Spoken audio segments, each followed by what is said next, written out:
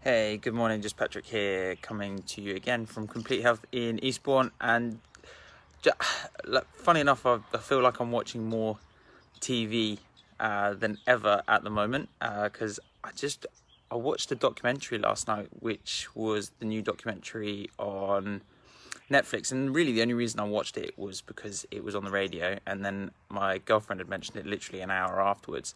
And so we watched something called the Social Dilemma, and interestingly enough, a lot of the information that was in this documentary just rung true with stuff that I'd already known.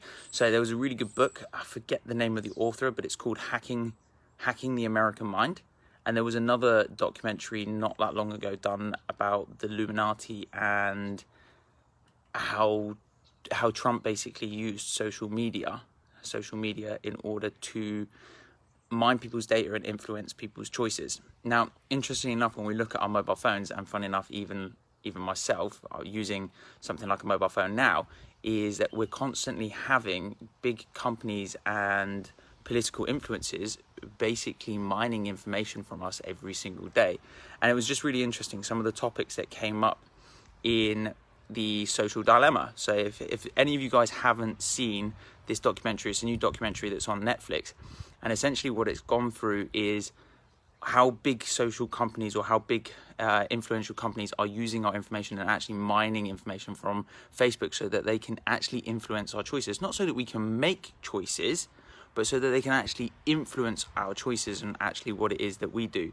How they're using social media to influence children growing up, and how it's actually starting to have an impact on not only their choices but their own mental well-being. So how stuff like Facebook likes and Instagram is actually starting to affect the medical profession, and actually how they're starting to see, and I believe one of the terms they used during the documentary was Snapchat dysmorphia.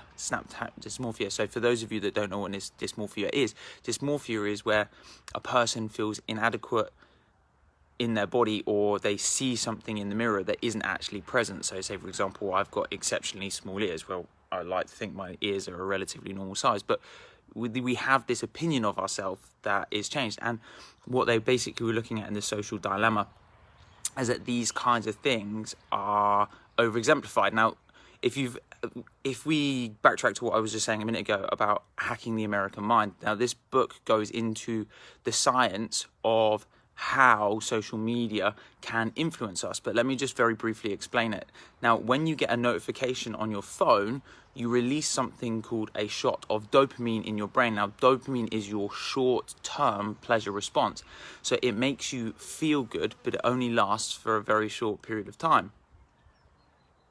Sorry, I've just had a bee land on my hand, so I'm just going to give it a second to fly away. There we go.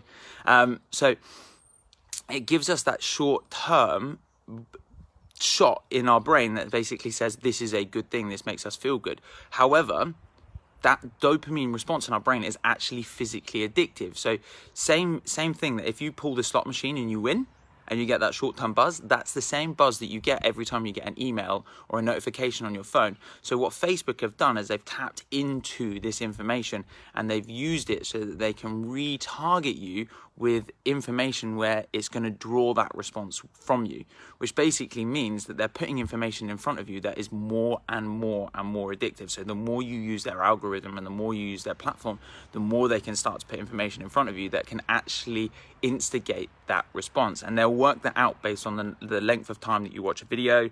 They'll work that out on based on all of the different stuff that you are basically watching, and they'll build an algorithm exactly what to put in front of you, which basically means that when people think that they're making free choices now, you might not be making so much of a free choice as what you originally anticipated based on the information that's being put in front of you from Facebook. So by the way, Facebook have done this very cleverly, because otherwise I would not be put in front of you right now.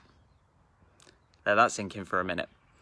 So it's all well and good unless we start deliberately consuming, or we allow ourselves to consume information that is potentially detrimental, not true, and in the influence of big profitable companies. So if you haven't watched it, I would seriously have a little look and see how big an impact this is having on our social interaction, how much this is having an impact on our mental interaction, and potentially how big of an influence this is basically having on your life. Because if you're using stuff like your mobile phone, not only is it bad, like I say, for your neurotransmitters within your brain, but it can actually also be really detrimental to stuff like your posture. So if you look at your phone for like 3 to 4 hours, for every 15 degrees your head tilts forward, or for every inch the head goes forward, the head actually almost doubles in weight. So because these things are super addictive, not only are they affecting us mentally and affecting the influences of what that information is coming in, on my point of view, as a purely mechanical point of view of how people are actually starting to injure their bodies by being addicted to their mobile phones so much and spending so much time on their mobile phones, because the Facebook algorithm is pulling that dopamine response out of us, we're becoming addicted to our phones, and we're seeing people spend more time than ever. In fact, I've had patients come in the clinic where I've checked their children, and part of the history for children, what I basically ask them is, can you open your screen time on your mobile phone? And I've actually had teenagers that spend 12 to 13 hours on their mobile phone every single day,